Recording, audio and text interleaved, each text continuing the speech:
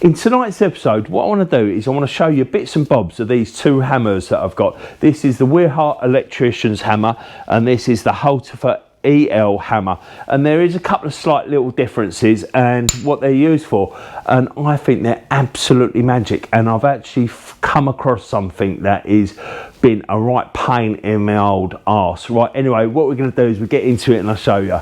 Bang, roll the beat.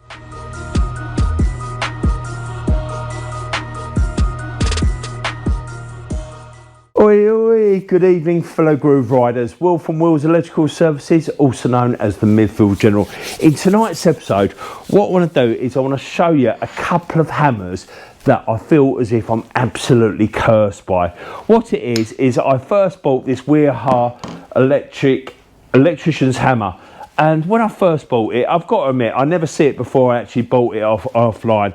And when I bought it, it turned up, and I'm massively bad at this, and that is using tools for doing the jobs that they're not supposed to, because I bought it and I thought, as it's a hammer, I'll be able to lift up floors, I'll be able to, you know, and I was quite disappointed because I usually use the E-swing 20-ounce one, where this is about 300 I think it's 300 grams or something like that, and it's actually pretty light, and to be fair, it's not actually designed for lifting up floors, even though we do like what looks like a claw hammer, you know, looks perfect, and I have used it, but I have seen on a few of the Wiha actual reviews of their own hammers that they say that you're not supposed to use it for that. That's why that's very square, because if you compare that towards that one, you can see, look how far that has to be tilted until it goes, you know, you actually get the underneath the cable or the clip.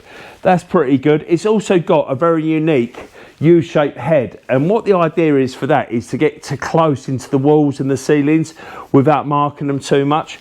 Also, what both of these hammers have got, because they've got identical heads, you know, and they've got identical heads. The only real difference between this hammer and that one is that it's got a plastic strike plate there, which is for like doing trunking lid, you know, what, like plastic and metal and all that.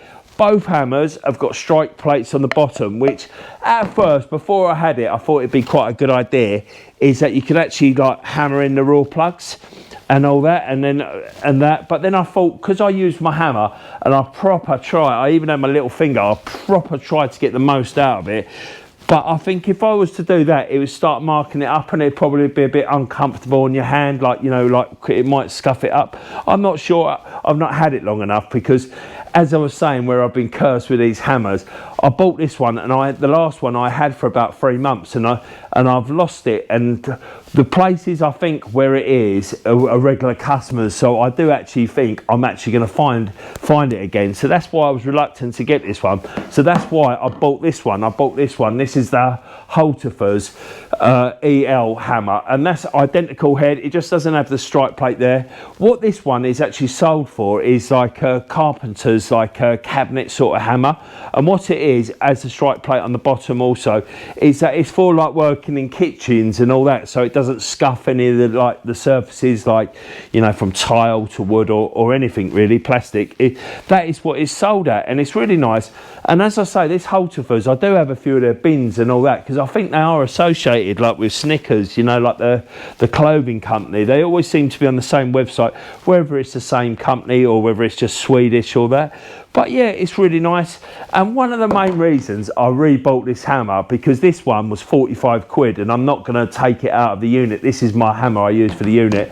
And one of the reasons I bought this one usually retails anywhere between 20, I think it's about 23 quid to 35 quid. You're a bit unlucky if you're paying 35 quid, but if you look around online, one of the main things I bought this for is that this is my Vito TPXL.